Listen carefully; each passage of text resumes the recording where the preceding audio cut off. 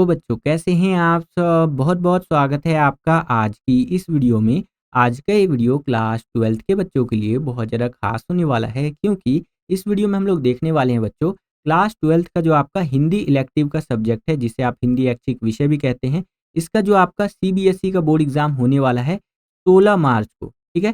16 मार्च 2026 को जो आपका पेपर होने वाला है, तो उसके लिए एक बहुत ही ज़्यादा इम्पोर्टेंट सैंपल क्वेश्चन पेपर इस वीडियो में हम लोग देखने वाले हैं बच्चों, ठीक है? और ध्यान रखिएगा इस बार का आपका बोर्ड का पेपर का पैटर्न बदल चुका है। तो यहाँ पर जो मैं आपको ये सैंपल पेपर नंबर 1 सॉल्व करवाने वाला हूँ, ये जो नया वाला न्यू वाला पेपर पैटर्न आया हुआ है ना, इसके आधार पर करवाने वाला हूँ, ठीक है? और जो भी बच्चा ये सैंपल पेपर और इसके अलावा जो अभी 7 से 8 या 10 सैंपल पेपर हिंदी की और आएँगी, वो सॉल्व करके चले जाएगा ना, उसका 80 आउट ऑफ इतना मान के चलो कि 75 प्लस आ जाएगा। 80 आउट ऑफ 80 भी आ सकता है अगर आप ढंग से ये सारी वीडियोस देख करके जाता है तो, ठीक है? आप में से बहुत सारे बच्चे सवाल पूछते हैं कि सर इतने वीडियो से हो जाएगा, इतनी वीडियो से हो जाएगा। तो एक लार्ज नंबर में जो स्टूडेंट सवाल पूछते हैं उनका जवाब मैंने दे दिया इस वीडियो में कि अगर आप सभी बच्चे ये जो मैं ये पहला सैंपल पेपर का वीडियो है ये करके चले जाते हैं, इसके अलावा 8 से 9 सैंपल पेपर का वीडियो और आएगा, ठीक है? और वन शॉट की वीडियो अपलोड कर दूँगा मैं यहाँ पर, ठीक है?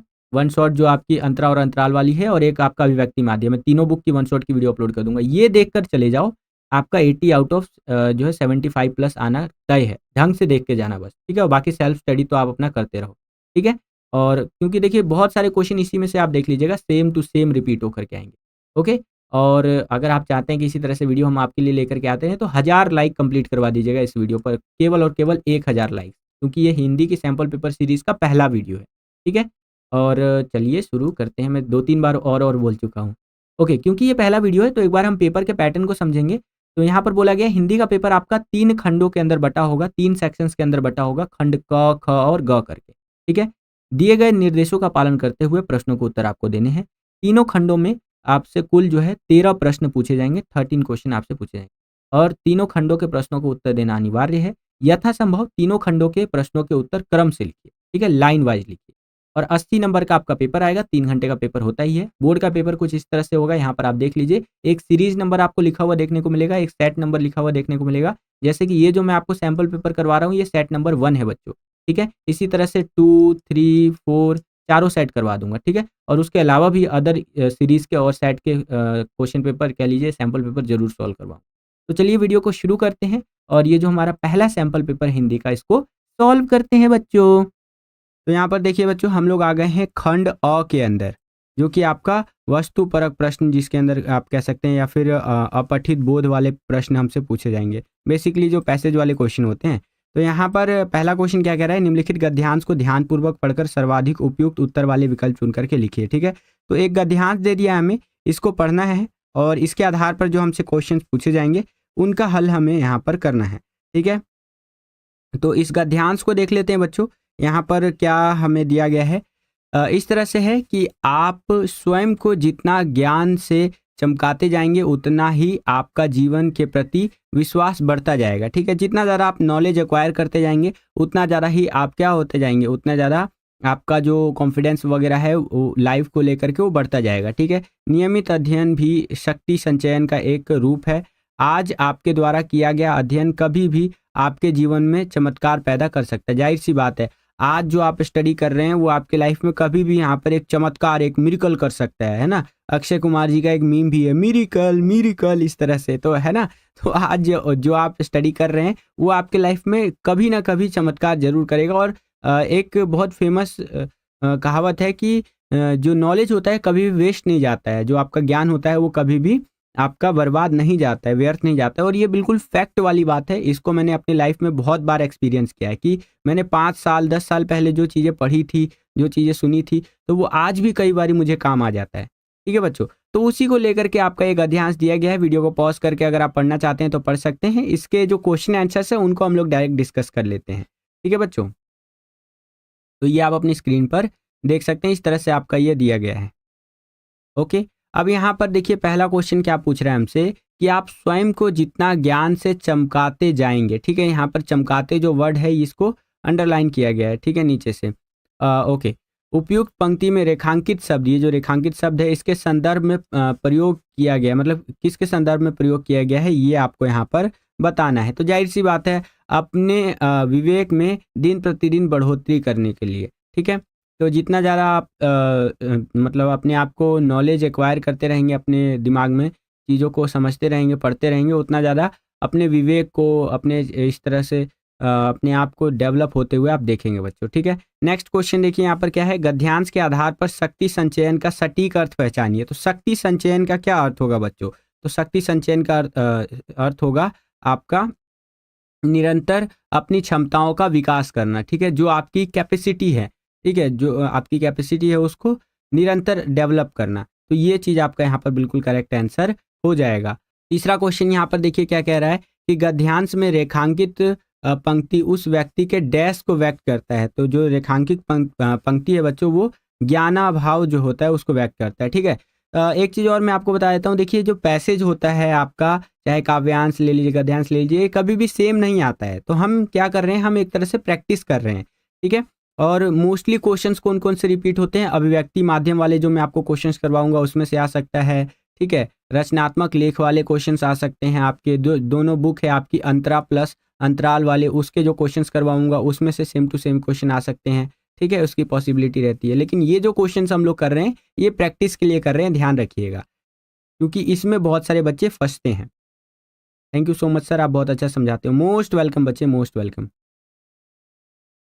सर आपने जो अभिव्यक्ति माध्यम के क्वेश्चन कराए हैं वो बोर्ड एग्जाम में भी काम आएगा। बिल्कुल बिल्कुल, जो मैंने अभिव्यक्ति माध्यम के क्वेश्चंस करवाए हैं वो बोर्ड एग्जाम में भी काम में आएगा बच्चों, ठीक है।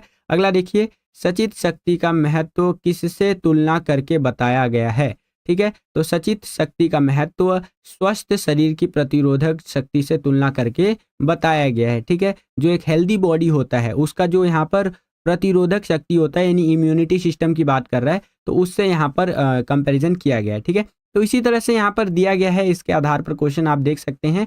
क्योंकि ये प्रैक्टिस के लिए है तो मैं आपको केवल दिखा देता हूँ और कुछ क्वेश्चंस करवा दिए मैंने आपको, ठीक है। जो मेन इंपॉर्टेंट क्वेश्चंस है उनको हम लोग ज़्यादातर कवर करने का कोशिश करेंगे, ठीक है। तो पहला क्वेश्चन हो गया हमारा। सेकंड क्वेश्चन कुछ इस तरह से रहेगा, दिए गए काव्यांश को पढ़कर उस पर आधारित प्रश्नों के सर्वाधिक उपयुक्त उत्तर वाले विकल्प चुन करके लिखिए। तो यहाँ पर हमें काव्यांश दे दिया है, इसको थोड़ा सा पढ़ लेते हैं। इस तरह से काव्यांश दिया गया है कि अब मैं सूरज को नहीं डूबने दूंगा, ठीक है जी। देखो मैंने कंधे चौड़े कर लिए हैं, मुट्ठियां मजबूत कर ली हैं और ढलान पर एड़ियां जमाकर खड़ा होना मैंने सीख लिया है। क्या बात है। घबराओ मत, मैं क्षितिज पर जा रहा हूँ। मैं कहाँ जा रहा हूँ, मैं क्षितिज पर जा रहा हूँ। सूरज ठीक जब पहाड़ से लुढ़कने लगेगा मैं कंधे अड़ा दूंगा, देखना वह वहीं ठहरा होगा। इस तरह से करके आपका ये काव्यांश दिया गया। वीडियो पॉज करके आप पूरा का पूरा रीड कर सकते हैं। इसके आधार पर जो हमसे क्वेश्चंस पूछे जा रहे हैं उनको हम लोग यहाँ पर हल करने का प्रयास करते हैं बच्चों, ठीक है। चलिए, तो इसके आधार पर यहाँ पर हमारा पहला क्वेश्चन है कि इन पंक्तियों में कवि का निश्चय प्रकट होता है कि वह है। तो वह क्या है भैया, वह है अपने जो है सो कि लक्ष्य को पाकर रहेगा। जो भी उसका लक्ष्य है उसको वो पा करके ही रहेगा। जैसे आप सभी बच्चे हैं, अब कल आपका एग्जाम है, अब आज रात को आप यहाँ पढ़ाई कर रहे हैं, ठीक है, मतलब स्टडी कर रहे हैं। तो आप ये स्टडी क्यों कर रहे हैं, आप अपने लक्ष्य को पाना चाहते हैं एकदम कि हाँ भैया मैं ही हूँ बैक बेंचर और मैं एक रात पहले पढ़ करके और अपने एग्जाम में 80 आउट ऑफ 80 स्कोर करके रहूँगा, ठीक है। और अपने स्टूडेंट्स मतलब अपने क्लासमेट्स के सामने जा करके फ्लैक्स करूँगा कि एक रात पहले पढ़ा था और 80 आउट ऑफ 80 लेकर के आया था। मजाक कर रहा हूँ। बहुत सारे बच्चे कमेंट करते हैं मैं एक दिन पहले पढ़ने आया हूँ, मैं लेजेंड हूँ। तो क्या ही बोलूँ मैं। वो बैक बेंचर लगते हैं मेरे को। खैर, नेक्स्ट क्वेश्चन देखिए यहाँ पर क्या है, कवि का तैयार होना दर्शाता है कि वह है, ठीक है। कवि का जो तैयार होना दर्शाता है कि वो शारीरिक एवं मानसिक रूप से तैयार है, ठीक है। यानी कि फिजिकली भी और मेंटली भी, दोनों रूप से वो रेडी है। जैसे आप एग्जाम देने जाते हैं तो आप शारीरिक रूप से फिट होते हैं, आपको बुखार उखार कुछ नहीं होता है कि नहीं, और मेंटली भी प्रिपेयर होते हैं कि भैया आज मेरा यहाँ पर हिंदी का एग्जाम है, हिस्ट्री का एग्जाम है, पॉलिटिकल का एग्जाम है, तभी आप एग्जाम देने जाते हैं। तो उसी तरह से यहाँ पर कवि का तैयार होना क्या दर्शाता है कि वो शारीरिक और मानसिक रूप से वो यहाँ पर पूरी तरह से तैयार है बच्चों। यहाँ पर थर्ड क्वेश्चन देखिए क्या है कि घबराओ मत, मैं क्षितिज पर जा रहा हूँ। पंक्ति का भाव है, पंक्ति का क्या भाव है, तो पंक्ति का भाव है प्राप्य को पाने के लिए सावधान, ठीक है, ये आपका करेक्ट आंसर हो जाएगा। नेक्स्ट देखिए, अब मैं सूरज को नहीं डूबने दूंगा, कविता में कवि क्या संकल्प लेता है? ठीक है, तो कवि जो है वो संकल्प लेता है कि वह सूरज को कभी डूबने ही नहीं देगा। वह अपने प्रयासों और साहस से सूरज को रोकने की कोशिश करेगा कि भैया जो सूरज डेली उगता है और डेली डूब जाता है, तो वो इस सूरज को यहाँ पर डूबने ही नहीं देगा। ठीक है, तो सोचिए इनका कॉन्फिडेंस लेवल किस हद तक जा चुका है कि नहीं। चलिए, कविता में कवि ने सूरज को रोकने के लिए क्या उपाय बताए हैं, तो इसको देख लेते हैं। कविता के अंदर कवि ने अपने कंधों को चौड़ा करके, मुट्ठियां जो है उसको मजबूत करके और ढलान पर एड़ियां जमाकर खड़े होने की बात की है, ताकि वह सूरज को डूबने से रोक सके। यानी कि अपने आप को पूरी तरह से प्रिपेयर करके एकदम सूरज को डूबने से रोकना है। ठीक है बच्चों, कविता में कवि किसे स्वाधीनता की प्रतिमा और साहस की मूर्ति कहता है? तो कविता में कवि स्वाधीनता की प्रतिमा और साहस की मूर्ति से उन शक्ति और प्रेरणा से भरी छवियों को संबोधित करता है जो उसके जीवन में प्यार, संकल्प और चेतना का विस्तार करती हैं। यह व्यक्ति या शक्ति का प्रतीक हो सकता है जिसे कवि अपने भावनाओं और संकल्प के साथ जोड़ता है बच्चों। तो इस तरह से आपको आंसर लिखना है इस क्वेश्चन का। आशा करता हूँ आपको समझ में आया होगा। अब हम लोग आ गए हैं खंड ख के अंदर, जो कि आपका अभिव्यक्ति और माध्यम की पुस्तक पर आधारित रहने वाला है। ठीक है, तो खंड ख में जो क्वेश्चन हमसे पूछे जा रहे हैं उनको भी देख लेते हैं बच्चों के करके। यहाँ पर देखिए तीसरा क्वेश्चन क्या कह रहा है, निम्नलिखित प्रश्नों का उत्तर 60 शब्दों में लिखिए। तो चलिए जी 60 शब्दों में ही आंसर देंगे। ठीक है, मैं जहाँ पर 60 शब्द नहीं होंगे मैं थोड़ा सा अच्छे से एक्सप्लेन कर दूंगा, तो आप उस हिसाब से 60 शब्दों में लिख सकते हैं। वीडियो में आगे बढ़ने से पहले एक इंपॉर्टेंट अपडेट है बच्चों, तो बड़े ध्यान से समझिएगा। अगर आप अपने बोर्ड एग्जाम 2026 की तैयारी को नेक्स्ट लेवल पर ले जाना चाहते हैं और आप चाहते हैं कि लास्ट टाइम पे भी तैयारी करके मैं अपने बोर्ड एग्जाम्स के अंदर बहुत अच्छे मार्क्स स्कोर करूं, जो आपका हिंदी का बोर्ड एग्जाम आने वाला है, हिस्ट्री का, पॉलिटिकल साइंस का, ठीक है, इसके अलावा इंग्लिश का बोर्ड एग्जाम आने वाला है। तो आप ऐसे बच्चे हैं ना जिन्होंने अभी तक ज़्यादा तैयारी नहीं कर रखा है और आप चाह रहे हैं कि भैया ऐसा कुछ मेरे को मटेरियल मिल जाए जिससे कि मैं अपनी तैयारी को बहुत बढ़िया बना लूँ। ठीक है, तो ये सैंपल पेपर्स आप ही के लिए है बच्चों। आप एक टॉपर बन सकते हैं इन सैंपल पेपर की मदद से। ठीक है, और मेरे दिल के जो करीब है सबसे ज़्यादा एक बहुत तगड़ा ऑफर हमारा चलता है बच्चों, वो है अगर आप 4 सब्जेक्ट का सैंपल पेपर एक साथ लेते हैं ना, जिसमें आपको 60 सैंपल पेपर्स देखने को मिलेंगे 549 रुपीज़ में। ठीक है, और ये सबसे बढ़िया ऑफर है बच्चों। 60 सैंपल पेपर, समझ रहे हैं, 4 सब्जेक्ट का। कौन कौन सा? पॉलिटिकल साइंस, हिस्ट्री, हिंदी और इंग्लिश। इतना अगर कर लेंगे ना आप, भाई क्या गजब लेवल की तैयारी होगी, आप समझ रहे हैं। एज ए टीचर मैं इस चीज़ को फील कर पा रहा हूँ, इतना गजब लेवल का तैयारी हो जाएगा ना आपका, मज़ा आ जाएगा। और इन सैंपल पेपर्स का आपको पीडीएफ मिलेगा बच्चों, याद रखिएगा। हिंदी इंग्लिश किसी भी मीडियम में ले सकते हैं। स्क्रीन पर जो आपको व्हाट्सअप नंबर दिख रहा है इस पर कॉन्टैक्ट करके आप ले सकते हैं, ये हमारी टीम का व्हाट्सअप नंबर है। ठीक है, तो आज ही इन सैंपल पेपर्स को लीजिए और अपने बोर्ड एग्जाम की तैयारी को नेक्स्ट लेवल पर लेकर के जाइए बच्चों। ठीक है, चलिए वीडियो में आगे बढ़ते हैं। जैसे कि यहाँ पर पहला क्वेश्चन है, विशेष रिपोर्ट से आप क्या समझते हैं? ठीक है, तो नाम से ही हमें पता चल रहा है विशेष है, ये कुछ खास होगा, है कि नहीं। अब आंसर देखिए, विशेष रिपोर्ट समाचार पत्र और पत्रिकाओं में गहरी छानबीन करके विश्लेषण और व्याख्या के आधार पर जो रिपोर्ट प्रस्तुत की जाती है उससे हम लोग यहाँ पर विशेष रिपोर्ट कहते हैं। जो मैंने अभिव्यक्ति माध्यम का वन शॉट का वीडियो बनाया था ना, उसके अंदर ये वाला क्वेश्चन मैंने आपको कवर करवाया था। अगर अभी तक आपने नहीं देखा उन वीडियोस को तो जरूर देख लीजिएगा। जो आपकी फर्स्ट बुक है, ठीक है, अंतरा वाली, जो आपकी सेकंड बुक है अंतराल वाली, और जो आपकी थर्ड बुक है अभिव्यक्ति और माध्यम वाली, सबका वन शॉट का वीडियो मैंने अपलोड कर दिया है आज ही। ठीक है, तो उन सब का वीडियो आपको मतलब ये सारी वीडियोस आपको हमारे चैनल के वीडियो वाले सेक्शन में देखने को मिल जाएगा। जरूर जा करके देखिएगा, एग्जाम में बहुत ज़्यादा हेल्प करेगा। खैर, मुद्दे पे आते हैं। क्वेश्चन क्या था हमारा, विशेष रिपोर्ट से हम क्या समझते हैं। तो देखिए, जो समाचार पत्र होता है, ठीक है, न्यूज़पेपर, आप अगर आपने देखा होगा तो उसके अंदर जो होता है, जो समाचार पत्र हो गया या पत्रिकाएं यानी कि मैगजीन्स की बात कर रहा है, तो गहराई से एकदम छानबीन करके विश्लेषण के आधार पर जो रिपोर्ट वहां पर प्रस्तुत की जाती है, ठीक है, न्यूज़पेपर्स के अंदर और मैगजीन्स के अंदर, तो यही चीज हमारा यहाँ पर विशेष रिपोर्ट कहलाता है। एकदम गहराई से छानबीन करके, एकदम स्टडी करके वो चीजों को यहाँ पर लिखा जाता है। ठीक है बच्चों, चलिए दूसरा क्वेश्चन देखिए, विभिन्न जनसंचार माध्यमों में से टीवी माध्यम की कमियां जो या फिर खामियां कह लीजिए, उसका वर्णन कीजिए। ठीक है, तो जो टीवी होता है, टीवी तो आप सभी ने देखा ही होगा, मोस्ट प्रोबेबली मुझे लगता है आप सभी बच्चों के घर में टीवी जरूर होगा। ठीक है, तो टीवी माध्यम की कमियां क्या होंगी? अगर मैं सीधा सीधा बोलूं आपसे कि जो टीवी होता है उसकी कमियां बताइए। तो बहुत सिंपल है, आप बहुत सारी चीज़ें लिख सकते हैं टीवी माध्यम की कमियों या फिर खामियां कह लीजिए उसके बारे में। जैसे टीवी कार्यक्रम में दर्शकों को बांधे रखना कठिन कार्य है। ठीक है, जो टीवी कार्यक्रम आते हैं हमारे, कोई भी प्रोग्राम आता है, ठीक है, सीरियल धारावाहिक इस तरह से कुछ भी आता है, तो जब तक जो देखने वाला है दर्शक, ठीक है, उसके इंटरेस्ट का चीज़ आ रहा है तब तक तो वो देखेगा। जैसे ही उसके इंटरेस्ट का चीज़ खत्म हो जाएगा, जैसे कोई मूवी देख रहा है और वो मूवी उसको अच्छी लग रही है, तो मूवी देखते देखते जब वो मूवी खत्म हो जाएगा टीवी बंद कर देगा। ठीक है, तो वहाँ पर दर्शकों को बांधे रखना यानी कि टीवी के साथ जोड़े रखना वो बहुत ज़्यादा मुश्किल हो जाता है।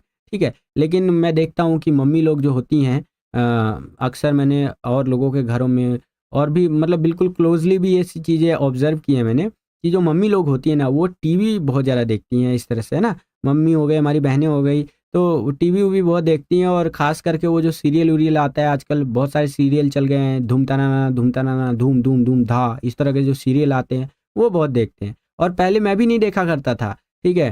अब धीरे-धीरे क्या हुआ कि सीरियल देखते रहते थे सब, तो मेरी भी सीरियल देखने की आदत पड़ गई। फिर मैं भी ऐसे बोल देता हूँ कभी, अरे! ये जो सास है ना, ये बहुत ज़्यादा क्रूर है ये, ठीक है? और अपनी जो बहू के प्रति ये बहुत ज़्यादा अन्याय कर रही है, इस तरह से।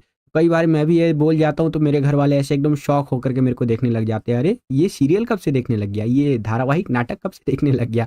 ये तो इंस्टाग्राम रीलें देखता है या फिर यूट्यूब पे वीडियो देखता है, लॉन्ग वीडियो। खैर, चलिए आगे चलते हैं, मैं बार-बार ही भावनाओं में बह जाता हूँ। अगला, इसमें दृश्य, श्रव्य, विजुअल व शब्द वाइज़ जो होते हैं उसमें संतुलन बनाना बहुत ज़्यादा कठिन होता है। जो चीज़ें दिखाई जा रही हैं और जो चीज़ें वहाँ पर लिखी हुई है उसमें यहाँ पर बैलेंस बनाना बहुत ज़्यादा कठिन होता है बच्चों।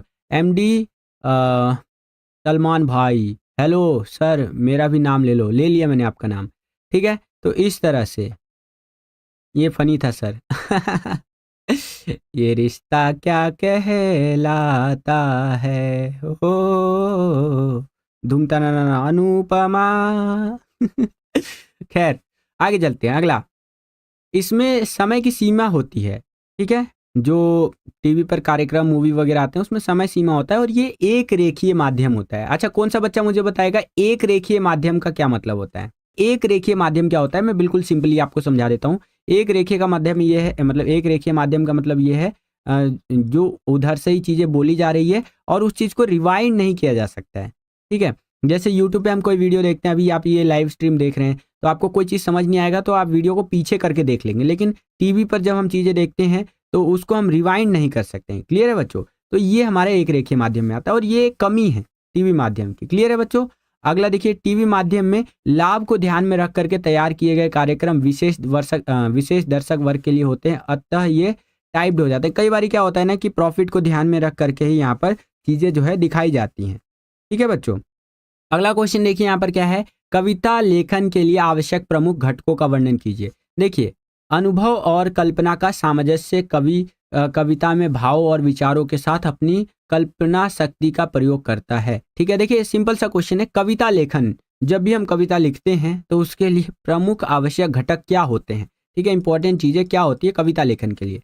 तो यहाँ पर बताया गया है कविता लेखन में क्या होता है ना, जो कवि की कल्पना होती है, उसके भाव होते हैं, उसके विचार होते हैं, उसका प्रयोग करके वो कविता लेखन करता है। कल्पना के द्वारा कवि कविता में जीवन के सत्य के मधुर और कटु दोनों रूपों को प्रकट करता है। ठीक है, जो उसकी कल्पना होती है, उसकी इमेजिनेशन होती है कवि की, तो उसको ध्यान में रख करके वो क्या करता है, लाइफ के जो हार्ड चीज़ें हैं और जो अच्छी चीज़ें हैं यानी कि गुड चीज़ें हैं, उन दोनों का मिक्सचर हमें कविता के अंदर बताता है, यानी कि मधुर भी और कटु भी। ठीक है, कवि को केवल कोरी कल्पना से बचना चाहिए। ठीक है, तो ये चीजें यहाँ पर बताई गई हैं। अगला, सहज संप्रेषण शक्ति, कविता जो होती है, कवि अपने लिए नहीं लिखता वरन उसका लक्ष्य अपने भाव और विचारों से समाज को परिचित कराना होता है। ठीक है, इसलिए वह अपने भावों का साधारणीकरण करता है, सहज व सरल भाव पाठक को कविता के साथ बांध देता है। ठीक है, तो यहाँ पर ये बताया गया है कि जो कवि होता है वो अपने लिए नहीं लिखता है बल्कि पूरे समाज के लिए लिखता है। ठीक है, तो उसको ज़्यादा कठोर शब्द या ज़्यादा कठोर मतलब ऐसी चीज़ें यूज़ नहीं करनी चाहिए जिसको समझने में, पढ़ने में मुश्किल हो पाठक को। ठीक है, रीडर जो होता है, तो उसको आसान एकदम साधारणीकरण करके सरल सहज भाषा में आप उसको जो है कविता लिखनी चाहिए, ताकि ज़्यादा से ज़्यादा जो है लोग उसको पढ़े और उससे बंधे रहें। ठीक है बच्चों, अगला देखिए, भाव एवं विचार की अनुभूति। कविता भावों का प्रबल आवेग है और मनुष्य भावों और विचारों को अभिव्यक्त करने के लिए तत्पर रहता है। सामान्य व्यक्ति कविता की उस ऊंचाई तक नहीं पहुंच सकता जहां कवि पहुंच जाता है, क्योंकि कवि की आत्मशक्ति प्रबल होती है। एक नॉर्मल आदमी वहां तक सोच ही नहीं सकता जहां तक एक कवि सोच लेता है, क्योंकि भाई जाहिर सी बात है वो कवि है, ठीक है, वो बहुत दूर की सोच के रखता है। क्लियर है बच्चों? तो इस तरह से आपको लिखना है। आशा करता हूँ आपको समझ में आ रहा होगा जो भी चीजें मैं आपको करवा रहा हूँ बच्चों। Okay okay okay. तो मेरा भी नाम ले लो, करण कुमार ले लिया। ओके बच्चों, चलिए आगे चलते हैं। अगला क्वेश्चन देखेंगे। अब हम लोग आ गए हैं चौथे प्रश्न के अंदर। इसमें क्या बोल रहा है, निम्नलिखित में से किन्हीं दो प्रश्नों के उत्तर लगभग 60 शब्दों में लिखिए। ठीक है, तो चलिए देख लेते हैं। यहाँ पर चौथे के पहले में क्या है, क्वेश्चन है कि कविता लेखन में चित्र भाषा का औचित्य सिद्ध कीजिए। जब कविता लेखन होता है तो उसके अंदर जो चित्र भाषा होती है उसका क्या औचित्य होता है, तो इसको समझिए बच्चों। चित्र भाषा का अर्थ है मूर्त रूप प्रदान करना। ठीक है, चित्र भाषा का अर्थ क्या होता है, मूर्त रूप, है कि नहीं। जैसे कोई मूर्ति वगैरह आप देखते होंगे तो काइंड ऑफ उस टाइप का आप समझ सकते हैं।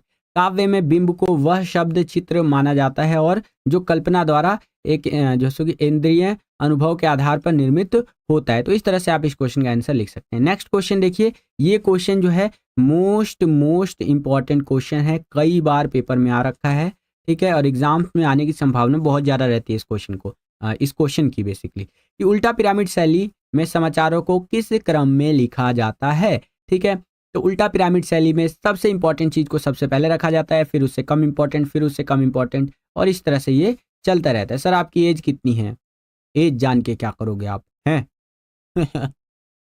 एज जानना है नंदिनी वर्मा को। क्या आपको लगता है मेरी एज 60 साल से ऊपर है? तो ऐसा नहीं है। हेलो सर, आपकी एज? अरे मेरी एज जान के क्या करोगे आप? मुझे आप इतना समझ लीजिए कि मैं आपका बड़ा भैया हूं और आपको पढ़ा रहा हूं, है कि नहीं। What is age? Age is just a number. Okay, चलिए। हाँ, तो यहाँ पर हमारा क्वेश्चन था उल्टा पिरामिड शैली में जो होता है समाचार किस क्रम में लिखा जाता है। तो इसमें सबसे इंपॉर्टेंट चीज सबसे पहले, फिर उससे कम इंपॉर्टेंट, फिर उससे कम इंपॉर्टेंट। जैसे मैं आपको एक एग्जांपल देता हूँ, यूएसए के अंदर जो है नए राष्ट्रपति यहाँ पर बनने वाले हैं, वो है डोनाल्ड ट्रंप। ठीक है, तो जैसे ही जिस दिन उनका ओथ सेरेमनी होगा, जिस दिन वो शपथ ग्रहण करेंगे, उस दिन वो जो है वहां पर बड़ा बड़ा हेडलाइन छपेगा कि डोनाल्ड ट्रंप बन गए अमेरिका के नए राष्ट्रपति, देखिए देखिए, एकदम नए राष्ट्रपति बन गए हमारे डोनाल्ड ट्रंप, देखिए देखिए, इस तरह से करके, है कि नहीं। तो ये चीजें सबसे पहले छापी जाएंगी अखबारों के अंदर और न्यूज में सबसे पहले दिखाया जाएगा। फिर उससे कम इंपॉर्टेंट दिखाया जाएगा कि देखिए यहाँ पर जो बाइडन जो है अब वो रिटायर हो रहे हैं एक तरह से। ठीक है, मतलब वो राष्ट्रपति पद से अब उनको हटना पड़ेगा क्योंकि वो हार चुके हैं। फिर उससे कम इंपॉर्टेंट, देखिए अमेरिका में क्राइम बढ़ रहा है। फिर उससे कम इंपॉर्टेंट, देखिए देश दुनिया में ये चीजें हो रही है। मतलब कहने का ये है कि सबसे इंपॉर्टेंट चीज को सबसे पहले रखा जाता है समाचारों के अंदर, फिर उससे कम इंपॉर्टेंट, फिर उससे कम इंपॉर्टेंट, और ये सिलसिला तब तक चलता रहता है जब तक हमारा समाचार खत्म नहीं हो जाता बच्चों। ठीक है सर, कितनी देर से बोल रहा हूँ। कौन से बोर्ड का पेपर है ये? लोफी सॉन्ग 12, ये सीबीएसई बोर्ड का पेपर है। आपको पता ही होगा, हम सीबीएसई बोर्ड को पढ़ाते हैं। ये सीबीएसई बोर्ड का पेपर है, बिल्कुल बिल्कुल। ठीक है, दूसरे सर, चलिए चलिए, दूसरा सर ढूंढना पड़ेंगे। इग्नोर कर रहे हैं मैं सर? अरे इग्नोर नहीं कर रहा हूँ, जब हम पढ़ा रहे होते हैं तो फ्लो में होते हैं। ठीक है सर, एज बताओ ना। एज क्यों बताएं हम आपको, है अमिताभ बच्चन वाला डायलॉग। है, हम आपको एज क्यों बताएं? क्यों बताएं आपको एज हम? इससे क्या फर्क पड़ जाएगा?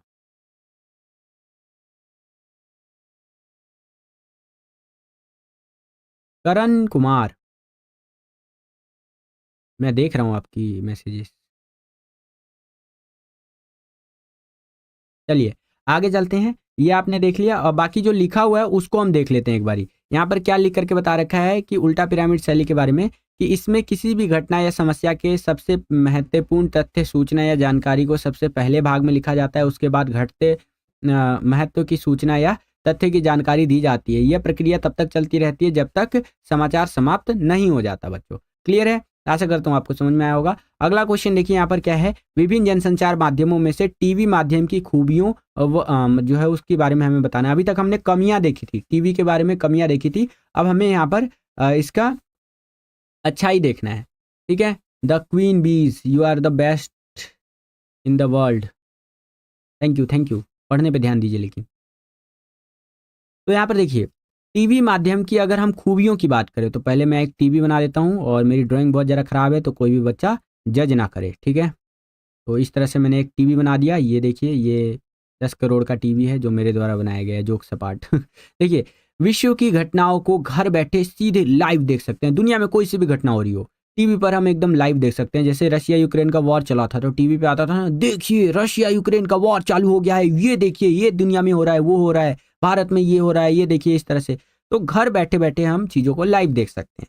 ठीक है, यह मनोरंजन व ज्ञानवर्धन का उत्तम साधन है। तो अगर आपको एंटरटेनमेंट करना हो तो ये बहुत अच्छा साधन है। और मैं देखता हूँ आजकल तो जो आपकी जनरेशन है या हमारी जनरेशन है, हम लोग तो फ़ोन से अपना काम चला लेते हैं, लेकिन बच्चे लोग जो होते हैं, ठीक है, जिनके घर में एंड्रॉयड टीवी होंगे वो इसको रिलेट कर पाएंगे। तो बच्चे लोगों के लिए टीवी तो एक नंबर है कि नहीं? क्योंकि वो उस पे क्या देखते हैं, नानी तेरी मोरनी को मोर ले गए, मतलब कार्टून देखते देखते ना, बहुत कार्टून देखते हैं बच्चे लोग। ठीक है, तो इस तरह से हम मनोरंजन कर सकते हैं और ज्ञानवर्धन भी हो सकता है इससे, नॉलेज भी लिया जा सकता है टीवी से। ठीक है, अगला, इसमें देखने व सुनने का आनंद एक साथ लिया जा सकता है। इसमें हम चीज़ों को देख भी सकते हैं और सुन भी सकते हैं। ठीक है, जैसे कई बार क्या होता है, कुकिंग करते वक्त मैं गाने वाने चला लेता हूँ, फिर मस्त एकदम कुकिंग वुकिंग करता हूँ।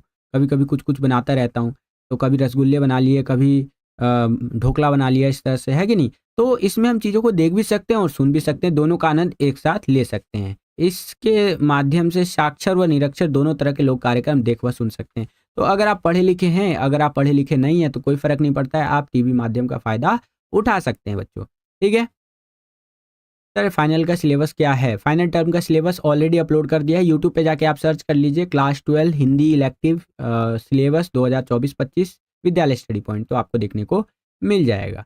ठीक है सर, आपका गाँव कहाँ है? मैं दिल्ली में रहता हूँ बच्चे। चलिए, अब हम लोग आ गए हैं 5वें क्वेश्चन के अंदर। इसमें बोल रहा है निम्नलिखित में से किसी एक विषय पर 120 शब्दों में रचनात्मक लेख लिखिए। ठीक है, तो इस तरह से आएगा क्वेश्चन। 3 आपको यहाँ पर टॉपिक दे देगा, 3 में से कोई एक टॉपिक आपको उठाना है और उस पर रचनात्मक लेख आपको लिखना है।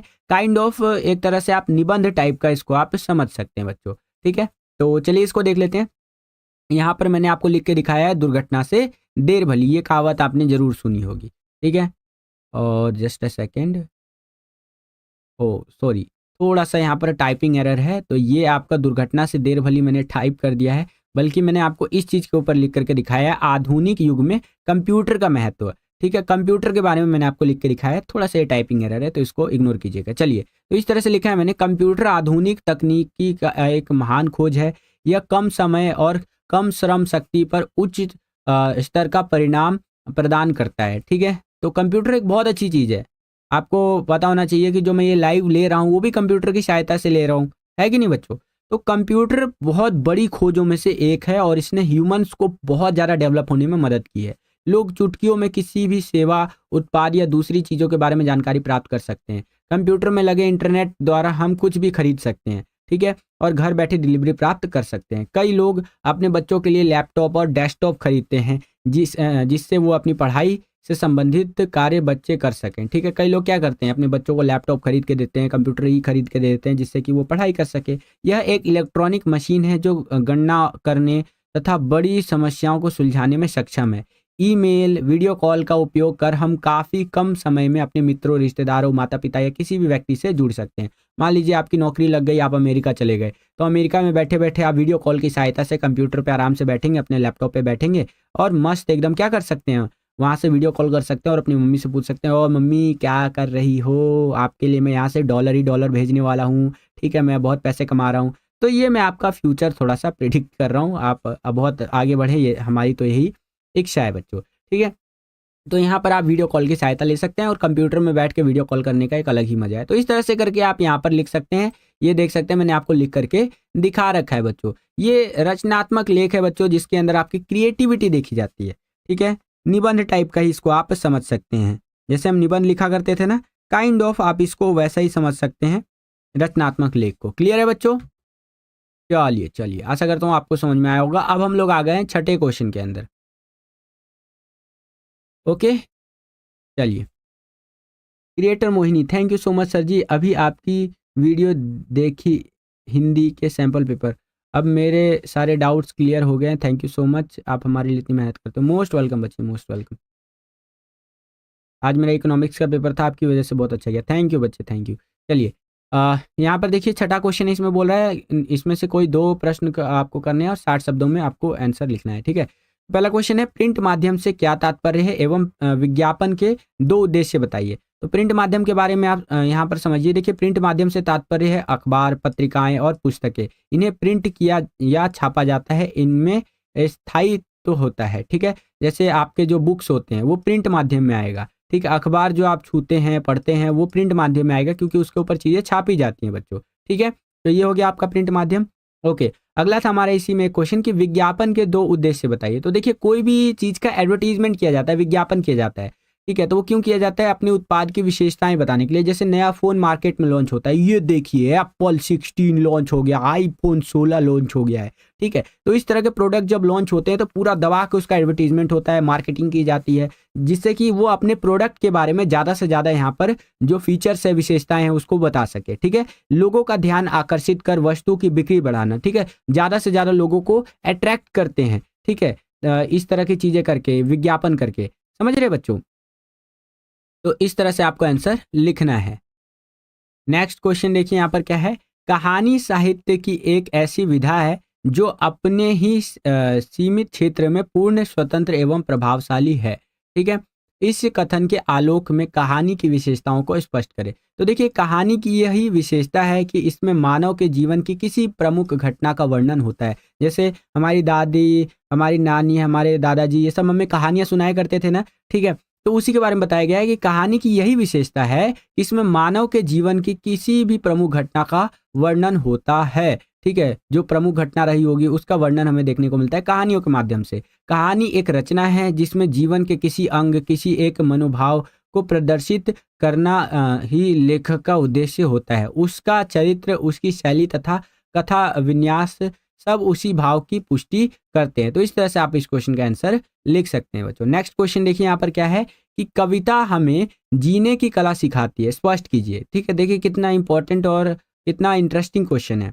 कविता हमें अपनी और खींचती तो है ही, पर कभी कभी जटिल और अबूझ सी भी लगती है, जिसे समझ पाना भी कठिन हो जाता है। अतः उसे बार बार सुनने पर उसकी अनुगूंज हमारे अंतर्मन को सुंदर बनाकर जीने की कला सिखाती है। तो इस तरह से इस क्वेश्चन का आंसर आपको।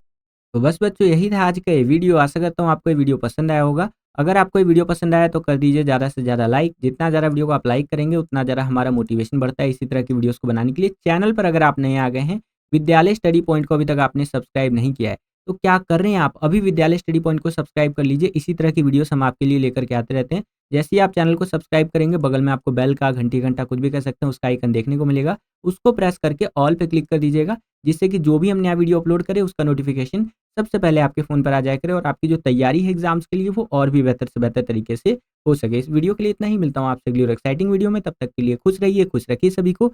जय हिंद, वंदे मातरम।